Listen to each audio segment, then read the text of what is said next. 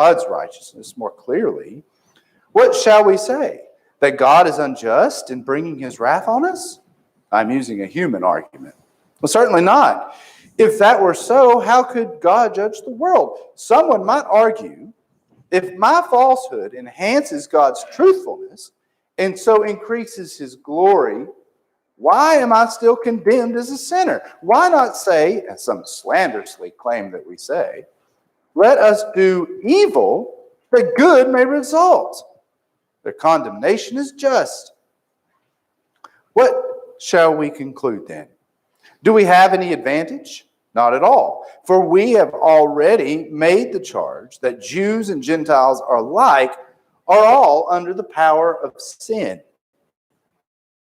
As in open graves, their tongues practice deceit. The poison of vipers is on their lips. Their mouths are full of cursing and bitterness. Their feet are swift to shed blood. Ruin and misery mark their ways, and the way of peace they do not know. There is no fear of God before their eyes.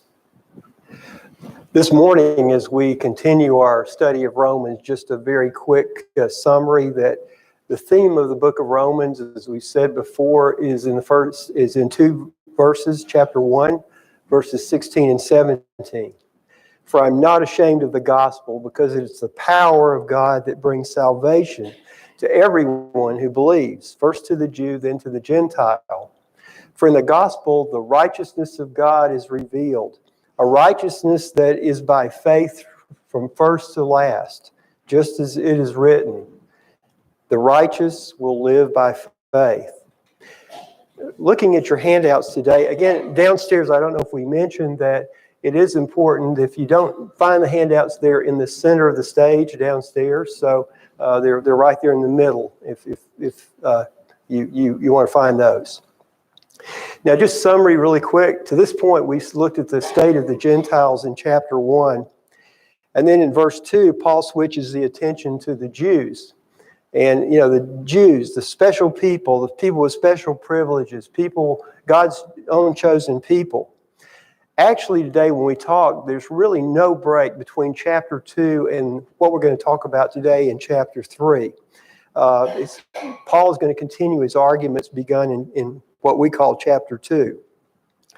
As we dive into the passage today, Bart and I are going to really give you an overview of some of the arguments that Paul makes in the first few verses. He's conducting, if you read it, he's conducting a hypothetical argument with a hypothetical opponent who's objecting to his teachings thus far in Romans. So we're going to do this by illustrating in our own way a little bit of a role play. I'm going to play the role of the objector or the accuser, and Bart gets to play the part of the Apostle Paul. From what I've read, Bart, you probably need to also shrink in size a little bit. And we talked about maybe we could have talked about shaving his head, but we didn't want to make it too realistic today. Yeah, well. So here we go. All right? Okay. So far, Paul, you've been saying that there's really no difference between the Jew and the Gentile. They're in the same situation. Now, do you really mean that? No, not really. What's the difference? Well, to begin with, the Jews possess what the Gentile never so directly possessed, the actual commandments of God. Agreed. But what if some Jews disobeyed those commandments? What were some were unfaithful to God and fell under his condemnation? You just said that the Jews had a special position. They had, we know they had a special promise. And now you're saying that they're under the condemnation of God. Doesn't that mean that God maybe broke his promises to them? And doesn't that show that perhaps God is unjust and unreliable? No. What it does show is that there is no favoritism with God, and he punishes sin wherever he sees it. The very fact he condemns the unfaithful Jews is the best possible proof of his absolute justice. He might have been expected to overlook the sins of his chosen people, but he doesn't. Okay, so then what you've done is really prove that my disobedience and my unfaithfulness gives God an opportunity to demonstrate his righteousness and faithfulness. So really, my sin's an excellent thing. I mean, it gives God an opportunity to show how good he is. I may do wicked things, but good comes out of it, right?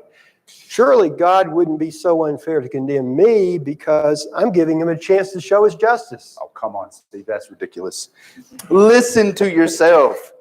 That argument makes no sense at all. Completely loco.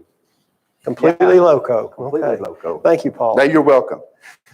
I ad-libbed that last bit. I don't know if you noticed. It wasn't in the text. Yeah. When we look at verses 1 and 2 together, there's a question followed by Paul's response. So let's open this up to your thoughts. Looking at verses 1 and 2, why do you think Paul may ask that question in verse 1? And then the follow-up is, does his answer in verse 2 surprise you in any way? I'll just open that up to the floor. Yeah. Why would he ask that question in verse 1? Does everybody remember what the question is? Because the Jewish people were chosen people? Right. Sure, Margot, they were chosen people. Stephen? It's a logical conclusion. I mean, Paul's already charged everyone, Jew and Gentile, all guilty under sin. So it's a logical question. Is there really any difference? Is there any benefit? Why? Exactly. Why make a distinction between the sin? We're all guilty under sin. Exactly. Ryan. Because prior to this, Paul seriously criticized the Jews who were not following God's law, pointing out their condemnation, and as it pointed out, there was an advantage being a Jew, because a lot of people have trouble with nuanced arguments, like A is good, B is bad, yay A, ooh B. Yeah. Mhm. That's so true. That's really true. I don't know how I can really summarize that. That's a great comment downstairs. I can't put it in one or two sentences, but it's very important that we kind of understand that there was a battle going on between, and the idea that the Jews were essentially God's chosen people, and then Paul has gone through a great deal to say, really, there's no difference. And we're going to talk about that in 9 through 18 if we get there today. Mm-hmm. So, We do. okay. Any other comments, questions? We're going to get there. We're going to get there. Yeah, don't be jumping it, Greg. I mean, come on now, still in our thunder. No, you're good. Remember that Paul's building an argument here very carefully. And you can't take individual verses out of context or you're going to misunderstand. Like Steve, the objector in the role play, he got it wrong, didn't he? Paul's question in chapter 1 can be summarized like this. He's asking if God's dealings with the Jewish nation have been wasted, right? And the Jews' heritage and history of Israel have been for nothing, since God shows no partiality between Jews and Gentiles. But Paul answers that question in verse 1 to say that the Jews had a lot of advantages. God knew and interacted with the Jews more than any other people on earth. Just compare what was going on in the other groups, and you can see there's a lot more divine influence there. There were people of the covenant. They were people of the covenant, and they had a great opportunity and blessing. They were entrusted with the oracles of God, or the Word of God. Through them came the patriarchs, Moses, the prophets, the sonship, the covenant, the glory of the divine presence, the law, the worship, and the promises. That's a tremendous favor. God gave the Jews a unique place in the history of redemption. This can never be taken away. By circumcision and by promise, Israel became the people of the promise, which was ultimately fulfilled by Jesus Christ. Paul brings up the sign of the covenant, circumcision. Circumcision involves two things. One is God's promise. The other is the requirement of the law. If someone fails to obey the law, he has broken the covenant. But is that enough to abolish God's action and promise in the circumcision, leaving the Jew then as if God had never established the covenant or given his promise? In chapter 3, Paul's going to make the case that along with special privileges, the Jews were charged with special responsibilities. And they opted out of that plan. Their advantages cannot free them from sin and the wrath of God. Paul's going to point out that the Jews' advantage doesn't rest on what he does, but on what God has done for him. All right, so Paul's dealing with a different kind of objection in verse 3 and 4. The question he's dealing with here is that if some are unfaithful to God, how does that affect God's faithfulness to them? So I would like to know how, in your opinions, how does someone's unfaithfulness to God affect God's faithfulness to them? Can somebody want to shoot out an answer to that? I see some people looking pensive. Always faithful. He's always faithful. Yeah. Yes, Greg. There's this passage in 2 Timothy that says, chapter 2, verse 11, if we die with him, we will live with him. If we endure, we will reign with him. If we disown him, he will disown us. Mhm. If we are faithless, he remains faithful. Mhm. For he cannot disown himself. God is faithful as his character. Mhm. We are not. That's our problem. And what Paul did with is people who say, my problem actually benefits God Mhm. instead of hurts God. Right. And that's where the argument ends up going. And I think that, and then you have the, who can blame me? It's just, Yeah. Way out here. Mhm. God's going to say, yeah, but you got a way out. You better take it. Okay. Good comment. Okay. I think, yeah, both Joan and Greg really right are on the money there. He's saying that if the Jews are not faithful in their privileged position before God, he's saying that even though they're not faithful, he's never stopped being faithful to them. The 2 Timothy passage, what Joan said, absolutely right. Our unfaithfulness doesn't cause God to be less faithful in his promise.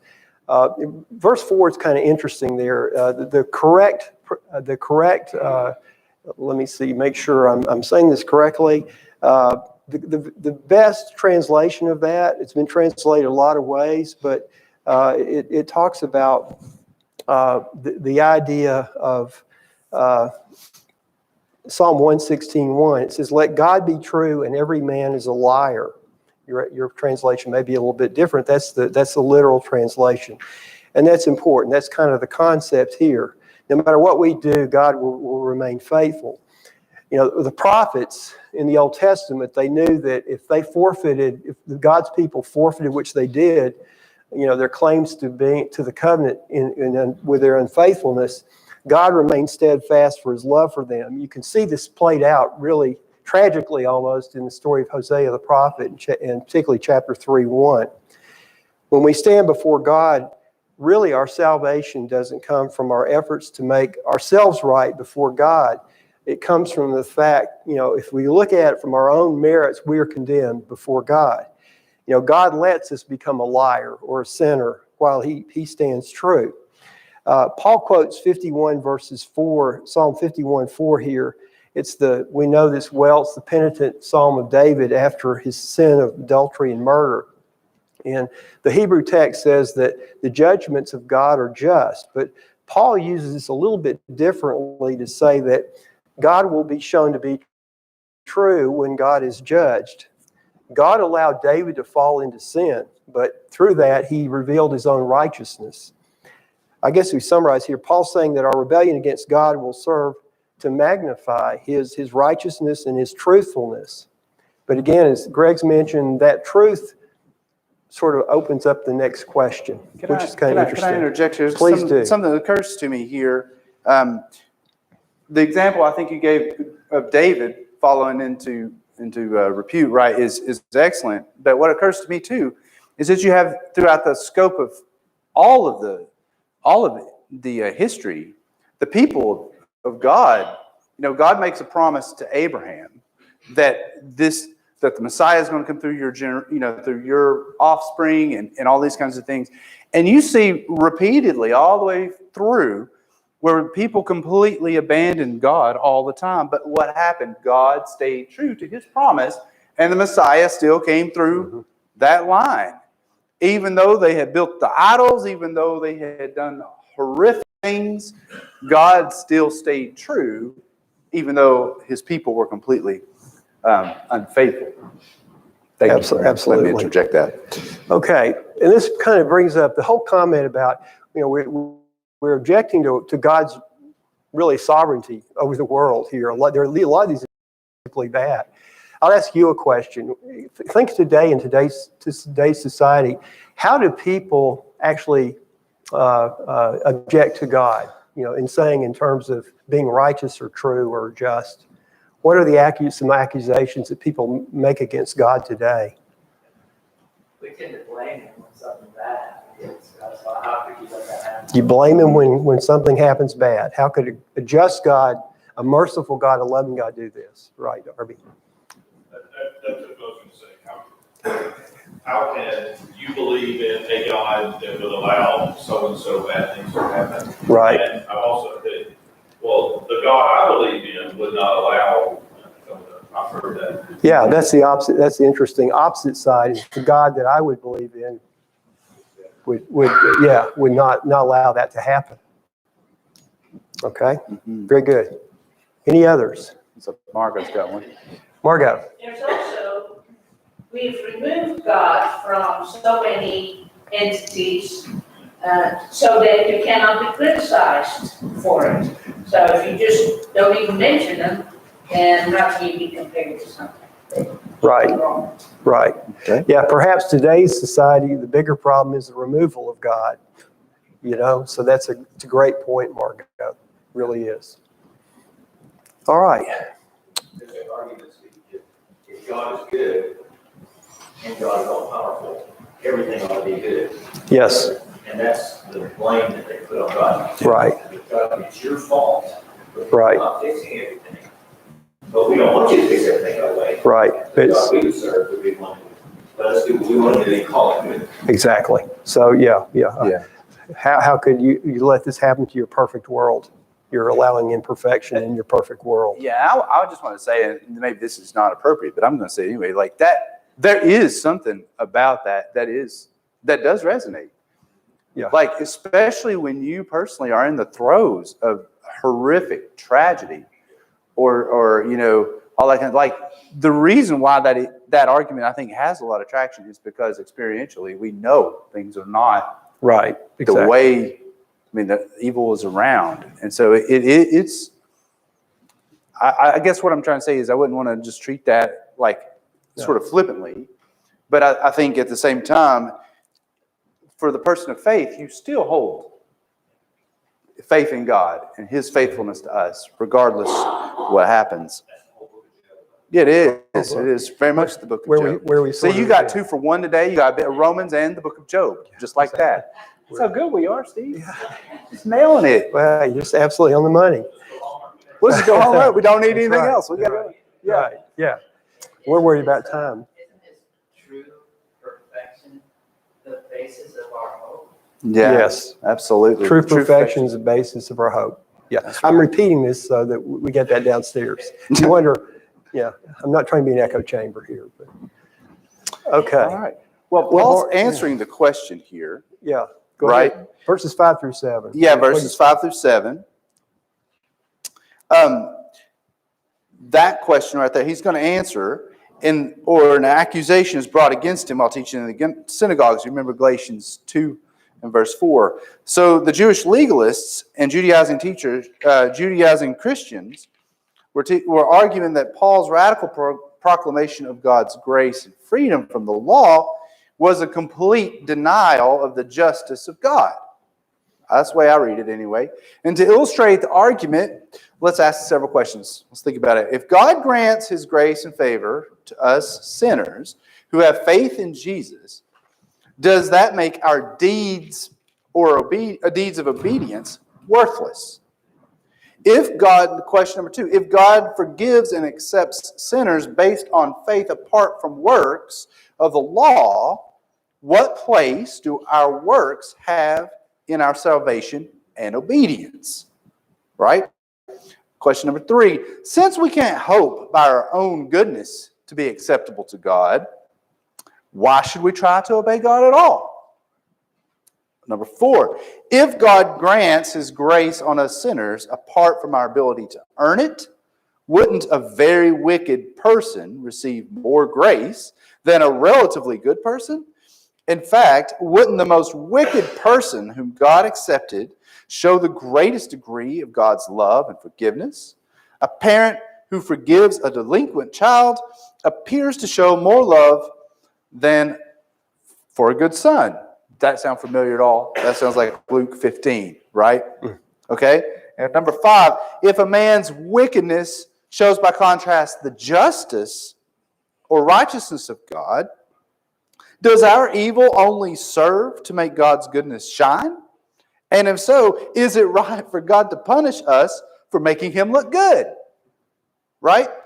Would it then be possible to accuse God of unjustly inflicting his wrath on us? Right? So the Jews didn't deny that God will judge the world. But the accuser here is asking if God is unrighteous in judging the Jew. If he is, then how could he judge the world? Also, to this point of view, if it would be wrong for God to punish the sinful Jew, wouldn't it be equally wrong for God to punish and condemn a sinful Gentile who didn't have the privileges of the law or of the Jews? So Paul reminds the readers that these questions reflect immature human thinking about the gospel. Paul's answer is that he in no way denies the sovereign justice and wrath of God over human life. Judgment and wrath are meant to introduce God's message and our response to salvation. To deny God's judgment would be to destroy any motivation for ethical conduct and to make the offer of salvation virtually meaningless. Without judgment, the very moral fabric of the universe would be in jeopardy. Right? This is the same argument that would say that you would want to break the heart of a person just so you can show how much you love them. Right? Wouldn't recommend trying that in the old marriage. So, what is the accusation made against Paul in verse 8? What is that accusation?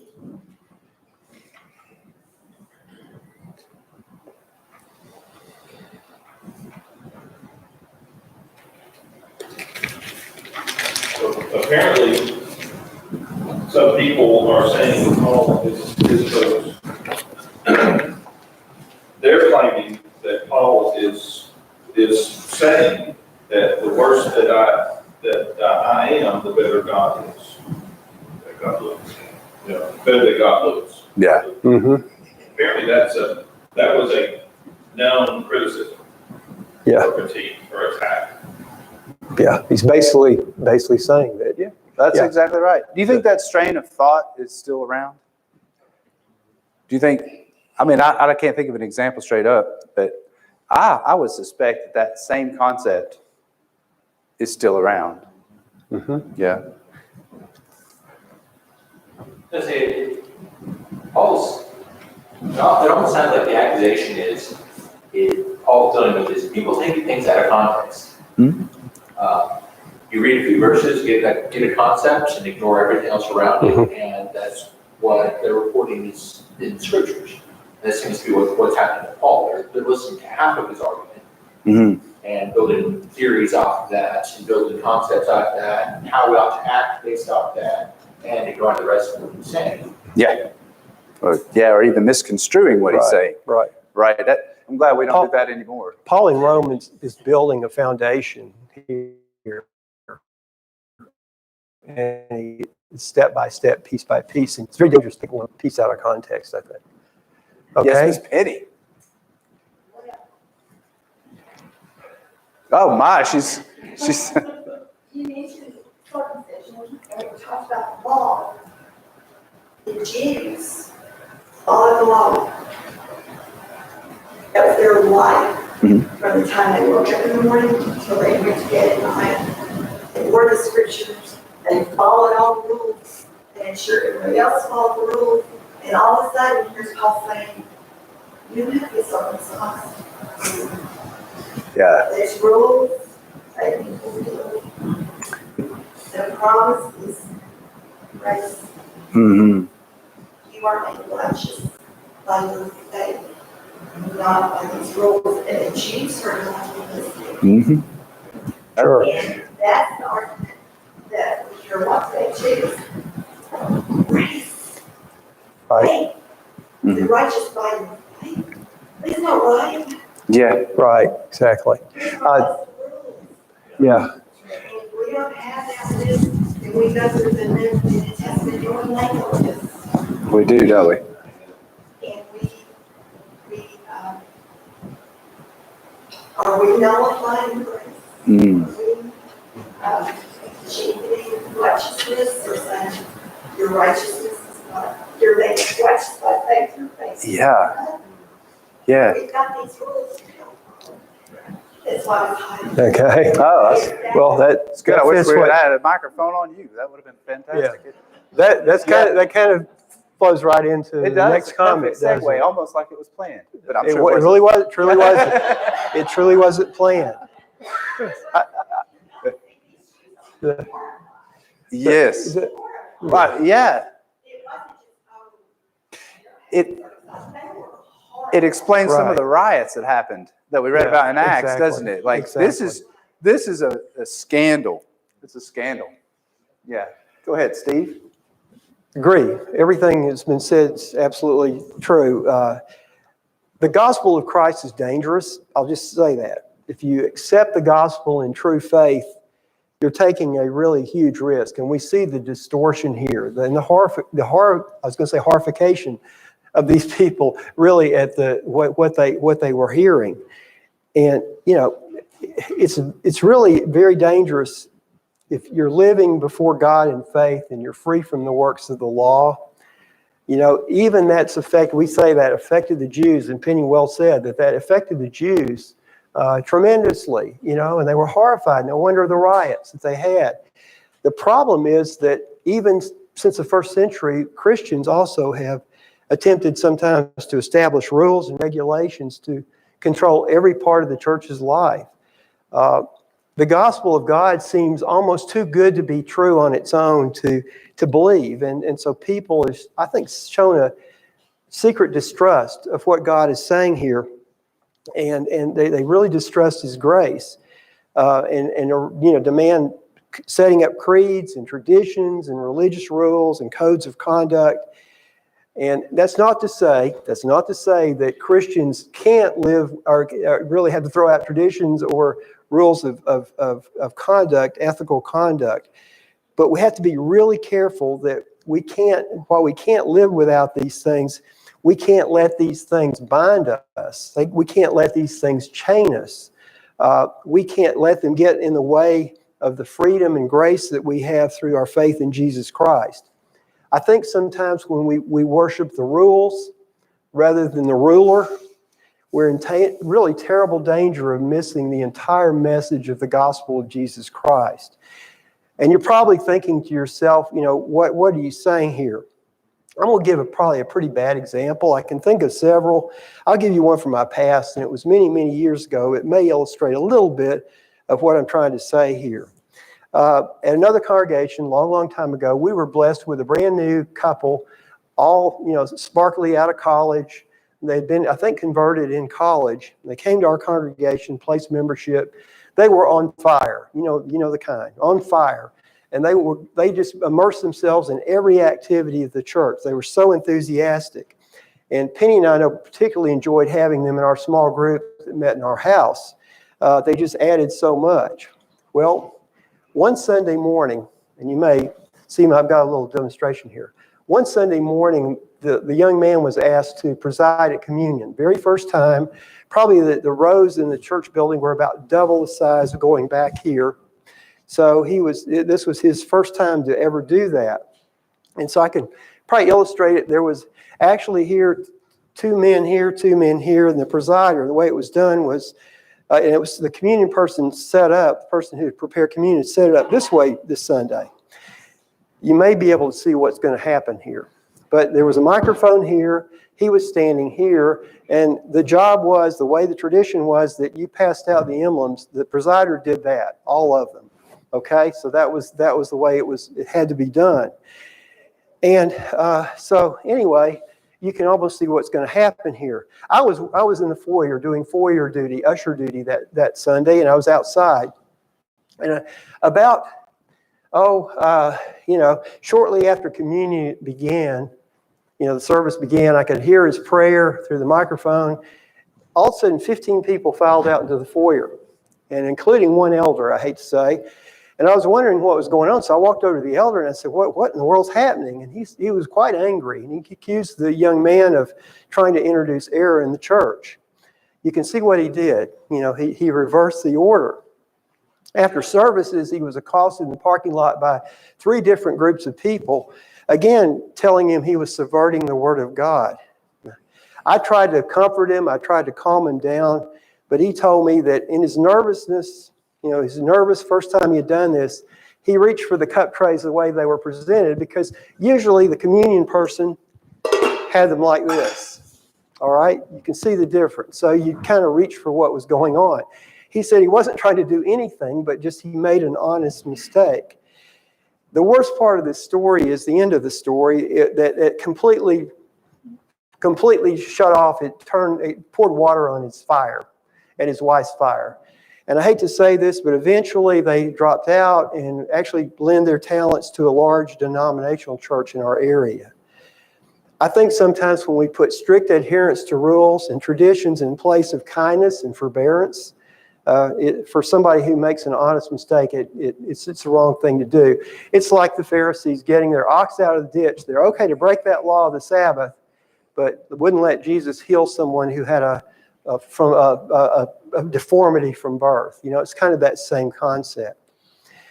I'm just saying, if we're not saved by our perfect rule keeping, if we're not saved by our perfect rule keeping, and we have this freedom in Christ, then you ask the question that is asked here: why should we obey at all? Paul's saying that our